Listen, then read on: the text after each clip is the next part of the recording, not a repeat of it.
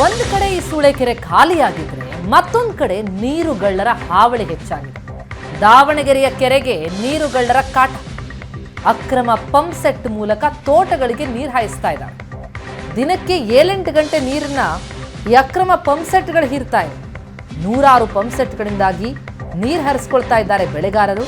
ಈ ಅಕ್ರಮ ಗೊತ್ತಿದೆ, ಆದರೂ ಕೂಡ ಜಿಲ್ಲಾಡಳಿತ ಕಣ್ಮುಚ್ಚಿಕೊಳ್ತಿದೆ. ದೃಶ್ಯಗಳಲ್ಲಿ ನೋಡ್ತಾ ಇದ್ದೀವಿ ನಾವು. ಕೆರೆ ದಡದಲ್ಲೇ ಇರುವಂತಹ ಈ ಪಂಪ್ ಸೆಟ್ಗಳನ್ನ ಇದೆಲ್ಲ ಅಕ್ರಮವಾಗಿ ಹಾಕ್ಕೊಂಡಿರುವಂಥದ್ದು. ಈ ರೀತಿ ಪಂಪ್ ಸೆಟ್ ಹಾಕಿ ತೋಟಗಳಿಗೆ ನೀರು ಹಾಯಿಸಿದ್ರೆ ಉಳಿದಿರೋ ಕೆರೆ ನೀರು ಎಲ್ಲಿ ಉಳಿಯುತ್ತೆ? ಅಕ್ರಮವಾಗಿ ಈ ರೀತಿ ಬೆಳೆಗಾರರು, ಜಮೀನು ಮಾಲೀಕರು ತಮ್ಮ ತೋಟಗಳಿಗೆ ನೀರು ಹಾಯಿಸ್ಕೊಳ್ತಾ ಇದ್ದಾರೆ. ಇದರಿಂದಾಗಿ ನೀರುಗಳ್ಳರ ಹಾವಳಿಯಿಂದಾಗಿ ಅಳಿದುಳಿದ ನೀರು ಕೂಡ ಬತ್ತು ಹೋಗ್ತಾ ಇದೆ.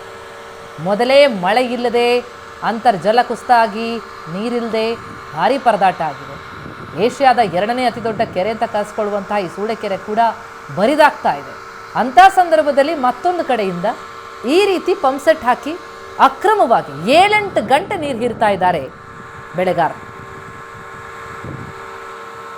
ದಾವಣಗೆರೆ ಜಿಲ್ಲೆಯ ಏಷ್ಯಾ ಪ್ರಸಿದ್ಧಿ ಕೆರೆ ಖಾಲಿಯಾಗುವ ದಿನಗಳು ದೂರ ಇಲ್ಲ.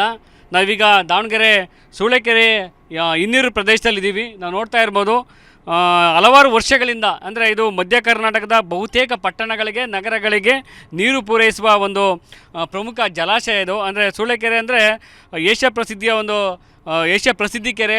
ಇಡೀ ಏಷ್ಯಾದಲ್ಲಿ ಅತಿ ದೊಡ್ಡ ಕೆರೆ ಇದು. ಇದರ ನೀರಿನ ಮತ್ತು ವಿಹಂಗಮ ನೋಟ ನೋಡೋದಕ್ಕೆ ಸಾವಿರಾರು ಪ್ರವಾಸಿಗರು ಪ್ರತಿನಿತ್ಯ ಬರ್ತಾರೆ. ಆದರೆ ಈ ಕೆರೆ ಈಗ ಒಣಗುವ ಮತ್ತು ನೀರು ಬರಿದಾಗುವ ಆತಂಕಕ್ಕೆ ಕಾರಣವಾಗಿದೆ. ಈಗಾಗಲೇ ಸುಮಾರು ಇದರ ಸುತ್ತಮುತ್ತ, ಈ ಕೆರೆಯ ಸುತ್ತಮುತ್ತ 14 ಹಳ್ಳಿಗಳು ಬರ್ತವೆ. ಈ 14 ಹಳ್ಳಿಗಳ ಜನ ಈಗಲೇ ಕುಡಿಯೋ ನೀರಿಗೆ ಪರಿತಪಿಸ್ತಾ ಇದ್ದಾರೆ. ಅಂದರೆ ಈ ನೀರಾವರಿ ಇಲಾಖೆ ಅಧಿಕಾರಿಗಳು ನೀಡುವ ಮಾಹಿತಿಯಂತೆ ಇನ್ನೊಂದು 10ರಿಂದ 15 ಅಡಿ ನೀರಿರ್ಬೋದು. ಇನ್ನು 1 ತಿಂಗಳು ಕಳೆದ್ರೆ ಅಥವಾ 15-20 ದಿನ ಕಳೆದ್ರೆ ನೀರು ಖಾಲಿ ಆಗುವ ಆತಂಕ ಇದೆ. ಯಾಕಂದರೆ ಸಾಕಷ್ಟು ಅಡಿಕೆ ಬೆಳೆಗಾರರು ಈ ಭಾಗದಲ್ಲಿ ತಮ್ಮ ತೋಟಗಳನ್ನು ಉಳಿಸ್ಕೊಳ್ಳೋದಕ್ಕೆ ರಾತ್ರಿ ವೇಳೆ ಮೋಟ್ರ್ಗಳನ್ನು ಹಚ್ಚಿ ನೀರನ್ನು ಹೊಡಿತಾ ಇದ್ದಾರೆ. ಇದರಿಂದ ನೀರು ಬರಿದಾಗುವ ಆತಂಕ ಎದುರಾಗಿದೆ. ಯಾಕಂದರೆ ಸುತ್ತಮುತ್ತ ಸಾಕಷ್ಟು ಗುಡ್ಡ ಬೆಟ್ಟಗಳಿವೆ, ಕಾಡು ಪ್ರಾಣಿಗಳು ಇದೇ ನೀರನ್ನು ಆಶ್ರಯ ಮಾಡ್ಕೊಂಡಿವೆ.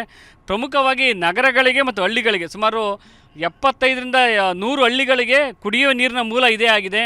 ದಾವಣಗೆರೆ ನಗರ, ಈಗಾಗಲೇ ಚಿತ್ರದುರ್ಗ ನಗರ ಮತ್ತು ಸಿರಿಗೆರೆ ಈ ಕೆಲವೊಂದು ಪಟ್ಟಣಗಳಲ್ಲಿ ಪ್ರಮುಖವಾಗಿ ನೀರಿನ ಮೂಲ ಇದು. ಈ ನೀರು ಏನಾದರೂ ಖಾಲಿ ಆಯ್ತಂದರೆ ಅಕ್ಷರಶಃ ಜಲಕ್ಷಾಮವನ್ನು ಎದುರಿಸುವಂಥ ಪರಿಸ್ಥಿತಿ ಎದುರಾಗ್ಬೋದು.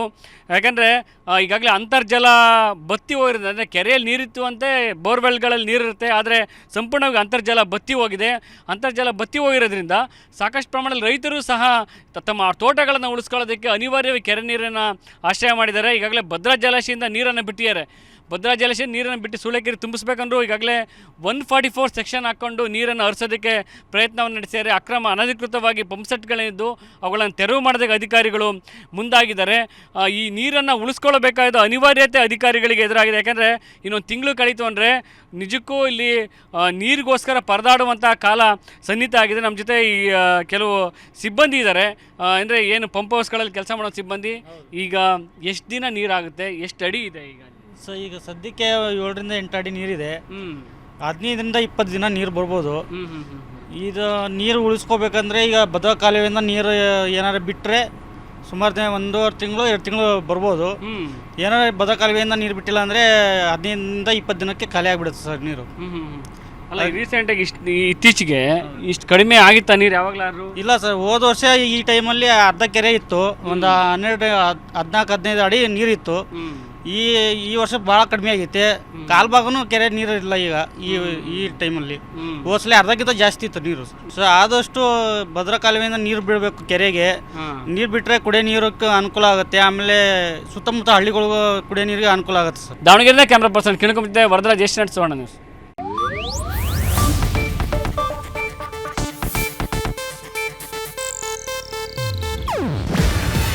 ಇದು ಏಷ್ಯಾನೆಟ್ ನ್ಯೂಸ್ ನೆಟ್ವರ್ಕ್ ಪ್ರಸ್ತುತಿ.